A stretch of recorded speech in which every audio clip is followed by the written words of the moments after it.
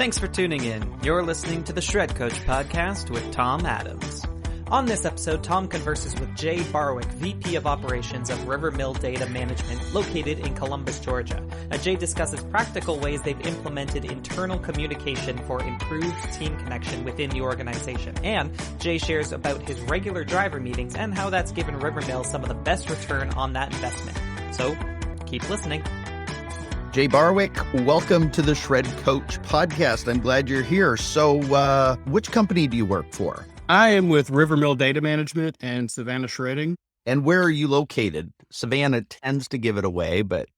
We're actually located in Columbus, Georgia. My drivers in Savannah work remotely. We've been around since 2001, provide on-site shredding for the southern half of Georgia and a small part of Alabama.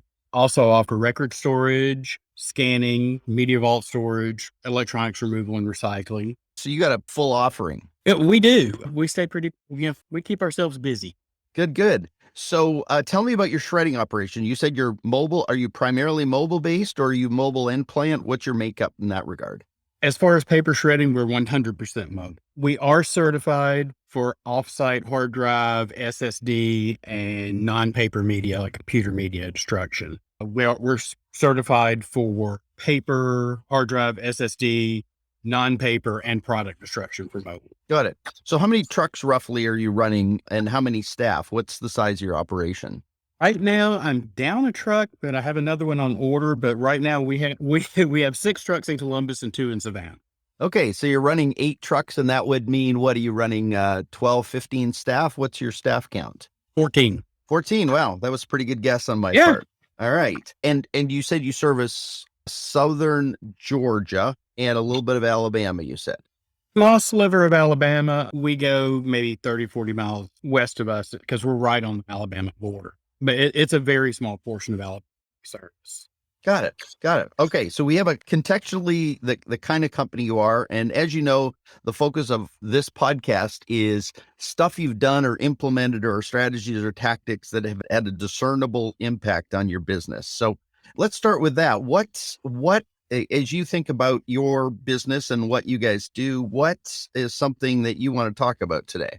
Well, I was reading through I was listening to the podcast the other day and I saw Corey Tomczyk spoke on over communicating with the customer. I thought it'd be a good idea to talk about improved communication in the workplace. Okay. Kind of expand on that. Yeah. One of the things we do around here, we have weekly office staff meetings every Monday morning to get all the office staff on the same page as to what's going on that week, the status of our trucks, what big purges are coming up, anything we need to know about. If there's a shred event coming up that weekend, keeps everybody on the same page. I also have quarterly driver meetings, with them being out on the road all the time. We get them in one Saturday every 3 months, about a 2-hour meeting. It gets them up to speed on new things going on, new policies. I also got a lot of really good feedback from the drivers that have helped us refine our policies. And it also, they're also able to tell me my routes are getting overloaded. We're having an issue with this customer, or, this customer said this and needs, more service. So it's a really good tool for that. Yeah, I implemented that probably about 7 or 8 years ago, and it's been a really great tool. Nice. Let's go back. Allow me to just jump back a little bit here. You talk about really improving internal communications, but I guess the question for me that precedes that sometimes is, where was there an issue with internal communications that led you to make a deliberate decision to do this? At the time, if something was going, if something needed to be communicated to the driver, it was either just a paper memo in their box or catch them as they come in. And, sometimes they don't come in until after you leave. We have them leaving sometimes at 6:00 in the morning. Sometimes they don't, 6:30 at night. So sometimes you don't see a driver for 3 or 4 days. The office staff stuff was kind of getting communicated by word of mouth, but it wasn't, there needed to be some improvement. So it's really helped a lot get everybody on the same page. Yeah. On the improved communication, there's also other tools that we've been using. One important thing that my dad, who founded the company in 2001, has always been adamant about, and I heard it brought up a lot this year at the NADE conference, is when you call, you speak with a live person instead of getting a telephone tree. That's very important because It improves communication with the client and it improves that client relationship. Because I don't know about you, if I call someplace and I'm going through a phone tree for 5 minutes, by the time I get on the phone with the person, I'm already mad. We've also implemented email distribution groups. So if I need to send something to the sales team, I just send it to sales@rivermill.net. If I want to send it to the whole office staff, office@rivermill.net. Those help because it sends an email to the right people. It keeps the right people in the communication, and it doesn't go to people who don't need it. We also use an app on our phones. You know how drivers have to do their daily inspections? Yeah. Yeah. There's an app for that. They do their daily inspections on that. And once they've completed it, it sends it to me, Dad, and our maintenance technician. So we're all on the same page. We know what's going on with the trucks at all times. If there's any issues, they notate it on there. We don't have to wait for them to get back from their route to say, okay, you're having an issue with your windshield, or, a rock hit your windshield, it got cracked. We can go ahead and schedule. What app is that? It's called Whip Around. Whip Around. Mm-hmm. Like whip, like as in something that you as in crack the whip. Yeah. Crack the whip. Okay. Whip Around is the app, and it goes on like a mobile. Does it go on drivers' phones, or do you provide those to drivers? All of our CDL trucks have tablets in them because we have, for the ELDs. Right. But all of our drivers have phones too. And you just download the app. I set up the users there. They log in with their email and password. And it tells them choose an asset. You pick the truck, and they do a pre-trip inspection and a post-trip inspection every day. Wow. And so that app really solidifies both some internal communication that often gets missed when a driver shows up at 6:30 at night and nobody's there to receive them per se. So you're automatically in real time, both in morning and evening, getting the actual inspection reports from them. Right. And I'm not just getting it. Dad's also getting it. And our in-house maintenance technician is also getting it. So he knows if the truck needs to be scheduled to go to the shop when it gets back. Interesting. So it's been a very helpful. So we started using that about a year and a half ago, and it is really been a game changer on stuff. What I like about that is because you're talking about internal communication, but interestingly, using a tool like that allows for internal communication that doesn't necessarily seem like an internal communication tool, but in reality it is. But it keeps everybody up to date and on the same page, and that is what's important. Yeah, that's really good. Really good. So what other things are you doing internally to support and improve communication? Yeah, we have an open door policy. Anytime somebody needs to talk about anything, whether it be personal, business related, or whatnot, we're always available. Anybody can come to me at any time. I may be slam busy, but if they say, Jay, I really need to talk to you. Okay, let's talk. Yeah, I do still put out memos. We put out driver notes on work orders, of course, for, upcoming stuff. One thing we have started doing in the past 3 or 4 years with driver notes is when we put a note in there, we put the date of service on there for that note. So we know once it's been completed to take that note out, and it doesn't just stay on there, approximately 5 bins to shred, and it doesn't just stay on there for the next 6 months and the driver doesn't know if it's been done or not. Right. So the purpose of everything was convey and get feedback from the drivers with the driver meetings. Also, it helps identify areas of improvement, problem areas, things that are actually being implemented well. It helps us stay track on it. And it also helps us to recognize accomplishments. Right. Right. Because, our drivers and our employees do a really fantastic job. And it also ensures that they have the resources they need. Right. Yeah. So in terms of so you talked about your whip around tool. Mm-hmm. So in your regular office staff meeting flow, do you use tools? Do you use a process? Do you have a structure that you engage? Because a lot of times there's like a DNA to the way people do things. And I'm just wondering, do you have any specific types of ways that you do this that enhances that internal communication capability? Yeah. With our weekly meeting, we start out with our maintenance technician and say, what's going on with the trucks? That's the important thing. And then, we move on to what's going on this week. Are there any issues? And then, hey, what's going on with sales? what projects are you working on? What do we need? And then we'll also discuss, hey, I need a new report from the software vendor or stuff along those lines. What do we, now what do we need? The driver meetings, yes, it's usually about 3 or 4 pages worth of notes that I hand out to every driver. There's also handouts. We open the meeting, then we go into new things as far as policies. We'll discuss trucks, their paperwork and their route. And we'll close it up with discussion points. Like I just had one last weekend. One of the discussion points was, hey, we've got a new truck on order. Here's what it is. And here's when it should be here. Any routes that need improvement. Right. And I always end it with, okay, open discussion, whatever y'all want to talk about. Right. I want to hear from y'all. It gives me a lot of feedback from the drivers. I'll hear, this is an issue we're having. So we've actually been revising over the last month or two exactly how we're handling residentials, because most shred companies will tell you residentials can be difficult. So we've been kind of revising a checklist for the sales team to go over when dealing with a residential client to eliminate those problems before the driver shows up. One problem the drivers were having was we can't go in a concrete driveway. A CDL truck will crack a residential concrete. And we were showing up at these residential stops where it says park at the road, and they've got a 1/4 mile long driveway. So, we're coming up with a process to help alleviate those problems before they happen. At what point does the resident just need to meet you at the road with their stuff, what we're not going to do, what we are going to do. And the drivers actually help me refine. Interesting. The boots on the ground. Drivers are the eyes and ears of the company in many ways. It's not those of us in the office standing back and managing the spreadsheets and managing the data. It's those people on the front lines that are learning and seeing and experiencing all of the issues that show up that then cause you to come back and change policy, right? Exactly. It's not often the other way around.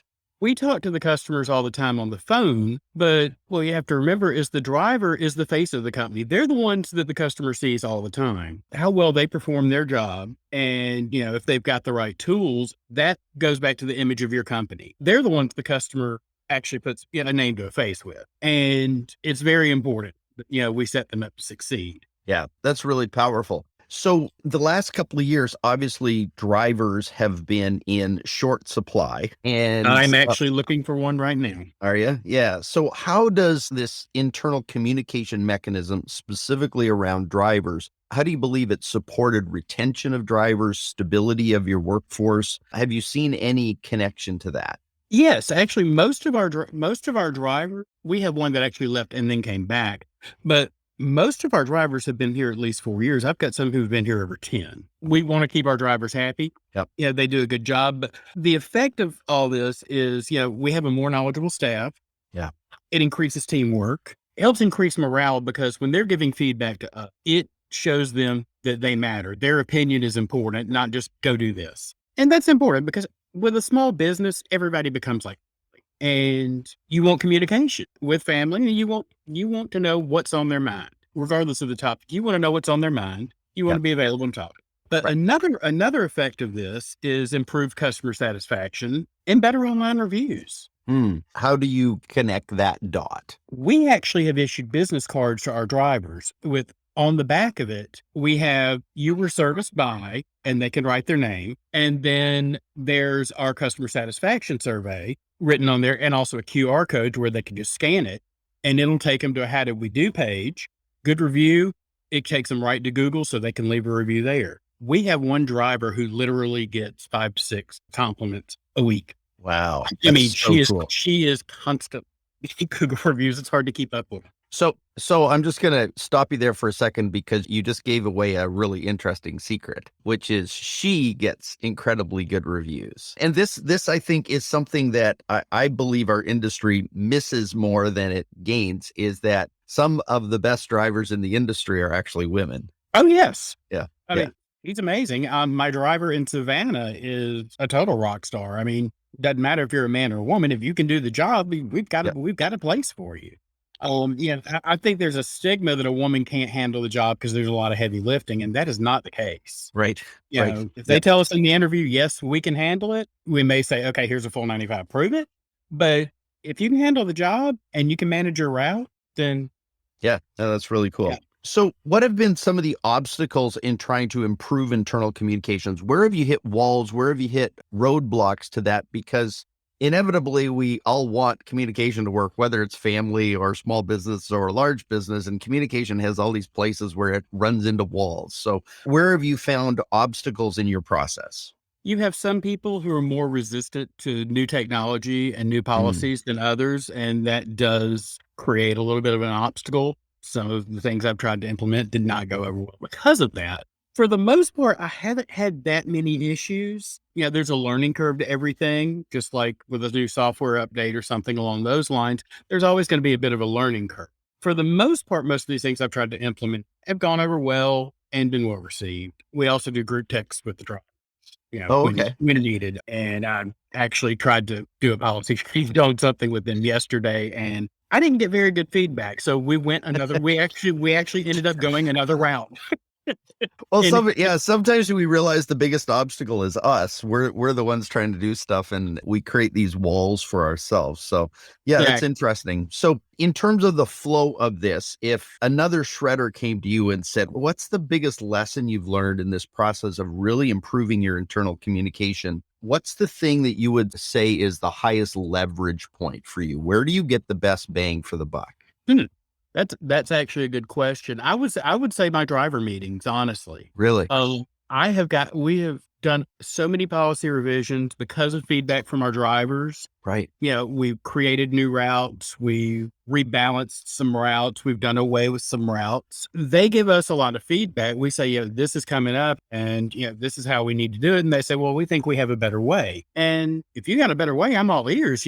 So I Yeah. think that is probably one of the best communication tools that we've implemented, because you get feedback from the drivers. It also makes them feel like more Yeah. of the team. And that's important. Yeah. Well, that's very cool. And, I like to ask as we talk about this, is there an obvious or an overt value? I like to make these shows worth $10,000 to anyone listening. And it sounds to me like, while you can't put a deliberate number on this, it sounds like even in your high leverage internal meetings with your drivers, the benefit of that has shown up in terms of their stability, their retention, the impact, even what you said earlier on their ability to go out because they feel connected to go out and get reviews on a regular basis.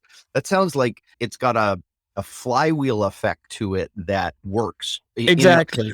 Increased morale is always going to lead to increased employee retention. Yeah. Yeah. You have a happy employee, they are 100 times more likely to stay with you than somebody who is just there in a warm body. And that's what we want. We want somebody who feels connected with the company. When we get somebody, we want them to stay. Right. Right. Yeah, that's really good. So I was digging in a little bit on your history. And Okay. I know that it sounds like a bit of a creeper kind of thing to do, but I discovered that way back in the day, you studied IT, networking, servers, that kind of thing. And before you came into the family business, it sounds like. So how has that experience impacted how you think about running a shredding, records, information management, data services business? How does that cause you to think differently, or what did you bring from that history into the role you play now? Well, actually, I was in school when I started working here. I started out working in the warehouse and then gradually worked into the office. My degree is as a networking specialist. It's definitely decreased IT costs because I can handle all bad accounts. But That's cool. Yeah, that's a major benefit, isn't it, right there? but also it also gives me more of a focus than a lot of companies on dealing with software vendors. If if I'm having an issue or something, I definitely let the software vendor know, hey, can this feature be added? This is an issue here. Here's what I've tried doing to see if we can get rid of it. It's not working. I need further help setting up networking, setting up the email distribution groups. It's easier when you can do it in-house than have Outsource it. pay someone else to do it. Yeah, and outsource it. Yeah. Well, there's an interesting way of thinking though about the world that comes when you understand networking, when you understand topography of how a network sets up. And it makes me think, actually, as you were talking today, with my knowledge of what I found out in LinkedIn about you, that even the way you're thinking about driver communication has in its roots a networking mechanism, right? Which is, how do we keep connecting so that we never have downtime, so that we never have issues in the network? And internal communication to me is all about this perpetual networking effect that you're doing. That means you're plugged in and that RJ45 never loses its connection, right? So, and with networking, it's also setting up security, right. Protecting your network. So yeah, that's really good. Well, Jay, I really appreciate you sharing this. I love this concept of internal communication, the levers that you've pushed to ensure that that happens, and then the impact of that on your business. And I really appreciate you taking the time to share this with us on the Shred Coach podcast. Well, thank you for having me, Tom. Thanks again for listening to the Shred Coach podcast with Tom Adams. Make sure to tune in every week for a brand new $10,000 strategy or idea from trusted shredding and business professionals.